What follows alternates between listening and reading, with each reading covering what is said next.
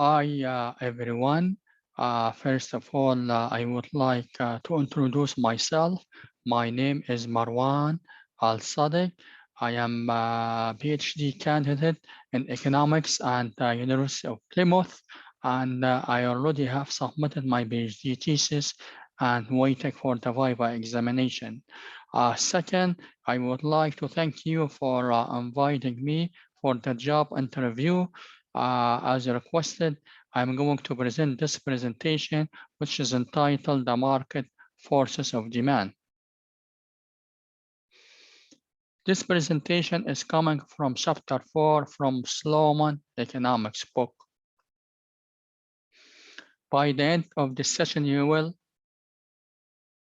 define the concept of demand and quantity demanded, understand law of demand, differentiate between movement along the demand curve and shift of the demand curve. What's demand? In economics, demand is the consumer's desire and ability to purchase a good or service. For example, if a consumer has a desire to purchase a new car, but he doesn't have enough money, this case, it's not considered demand. It's considered as wishful thinking. However, if the consumer has enough money to purchase that car, in this case, it's considered as effective demand. Effective demand helps the economy to improve and expand, because without any effective demand, the business will not produce anything in the economy. We need also distinguish between demand and quantity demanded. Quantity demanded is amount of a good that buyers are willing and able to purchase at particular price. So willingness is completely different from actual. In this case, we need to know demand schedule, which shows different quantity of a good that would be demanded and different prices. There is interesting behavior when consumer spends his money in the market.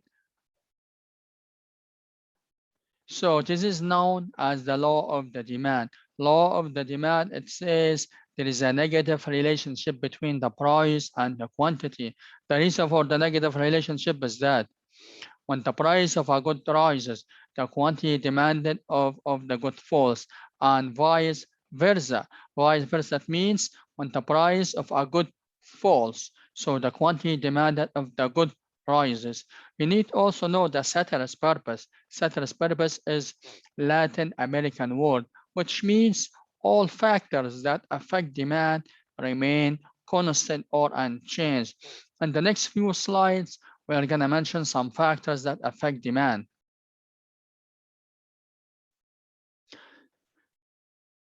So from the law of the demand, we can construct the demand curve. This is the market for potatoes, where the vertical axis is measured by price pence per kilo, 20 pence, 40 pence, 60 pence, and so on.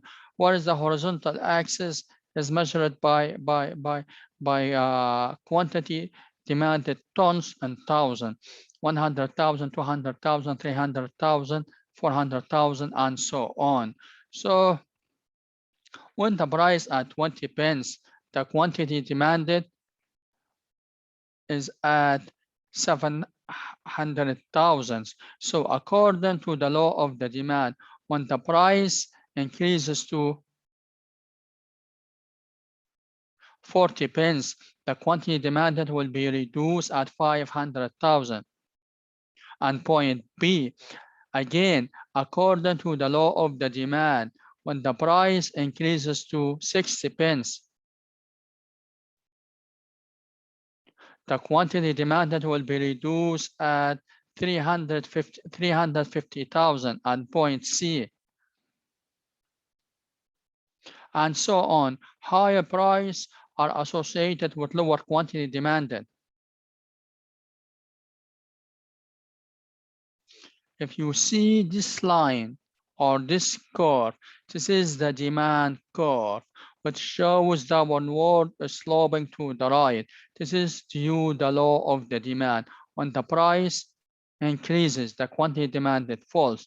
So demand always shows downward sloping curve to the right. So this is demand schedule, which shows different quantities at different price. For example, 700,000 at 20 pence, 500,000 at 40 pence, 350,000 at 60 pence. You need also distinguish between change in demand and change in quantity demanded. And change in the quantity demanded means or is caused by a change in the price of the product by itself. For example, here, when the price increases, the quantity demanded falls, and when the price falls, the quantity demanded when the price falls, the quantity demanded will increase. This is due to the law of the demand. Change in the quantity demanded means movement along the demand curve from point A to B, from B to C, from C to D, from D to E. This is due to change in the price of potatoes. Change in the demand means shift for the whole the demand curve, either to the right or either to the left. This is due some factors affect demand except the price. In this slide, we are gonna show, I'm gonna explain how demand curve are gonna shift or what factor that affect demand. For example, here, if you see the black curve here, where's the D0, this original demand curve. If you see Q0, this black line, this is quantity, is original quantity. This is the price, this is quantity. Some factors that affect demand, for example, here.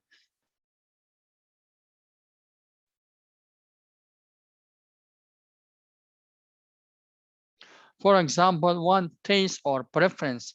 For example, if someone prefers coffee over tea, so the demand for the coffee will increase and the demand curve will shift to the right from D0 to D1, and the quantity for the coffee will increase from Q0 to Q1.